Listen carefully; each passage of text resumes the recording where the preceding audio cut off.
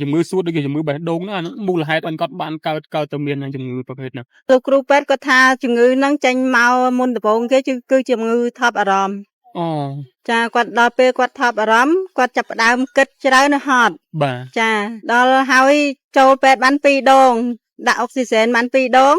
តាំងពីនងមកគាត់ក៏យកគ្រួសារទៅយកគ្រួសារខ្ញុំថាកូននៅកុំតាន់យកកូនណាកូនអត់ទៅស្រួលទេកូនខ្លាចកូនមានបញ្ហាដល់សុខភាពបាទថាអត់អីទេម៉ែកូនអត់អីទេក្នុងខ្លួនកូនអត់អីទេតាំងកូនចង់បានកូនក៏យកទៅហើយដល់ពេលគាត់សម្រាលកូនហើយនឹងចាប់ផ្ដើមធ្វើទុកខ្លាំងហ្មងគ្រូអូ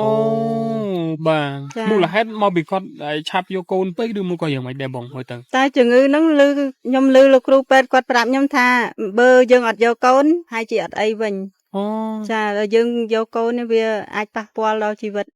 គាត់បានផ្ដាំទៅលើបងអីខ្លះគាត់គ្រាន់តែថាឲ្យខ្ញុំជួយមើលកូនគាត់ផងអត់ឲ្យនៅជាមួយម៉ែក្មេកទេ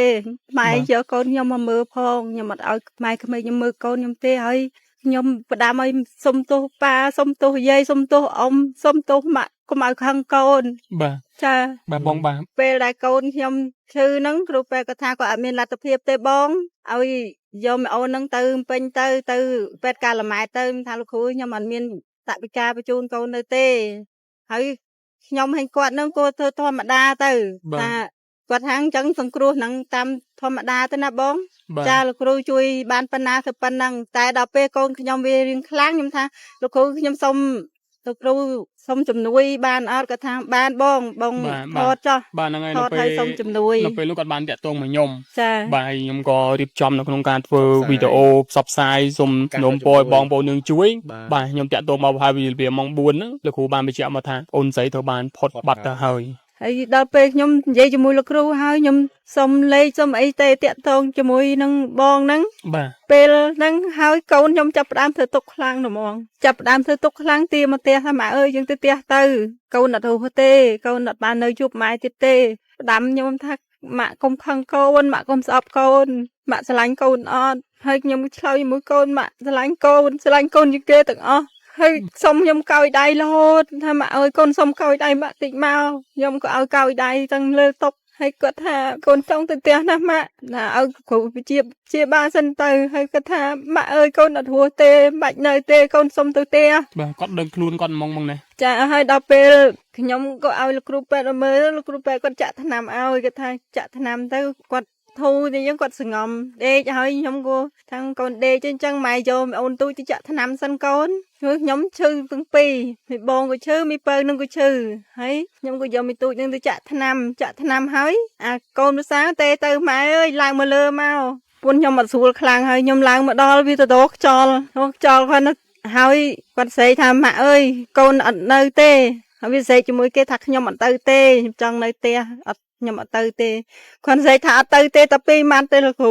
បងហើយបាទផុតទៅបដ គាត់ក៏ផុតទៅត្មងពេទ្យសង្គ្រោះអត់បានទៀតទេបាទតចរិតរបស់បងប្អូនត្រីគឺយ៉ាងម៉េចដែរគាត់ស្រឡាញ់បងប្អូនស្រឡាញ់ប៉ាស្រឡាញ់ម៉ាក់គាត់មិនដែលឲ្យយើងមានបញ្ហាជាមួយគាត់ទេខ្ញុំចេះអត់សម្រួលបងសម្រួលអារម្មណ៍បងណាសម្រួលអារម្មណ៍វាពិបាកតាំងពីតូចមកវាឆ្លងកាត់រឿងគ្រប់បែបយ៉ាងពីតូចមករហូតតទៅពេលកូនខ្ញុំធំមានប្តីមានគ្រួសារកូនខ្ញុំផុតជីវិតទីគឺខ្ញុំបានពំនាំនៅថាវិការរបស់បងប្អូនដែលជួយតាមរយៈខ្ញុំហ្នឹងជាលុយដុល្លារក៏ដូចជាលុយខ្មែរបាទលុយដុល្លារហ្នឹងគឺ$200បាទហើយចំណែកឯលុយខ្មែរមានដូចជា7លានជាង7លាន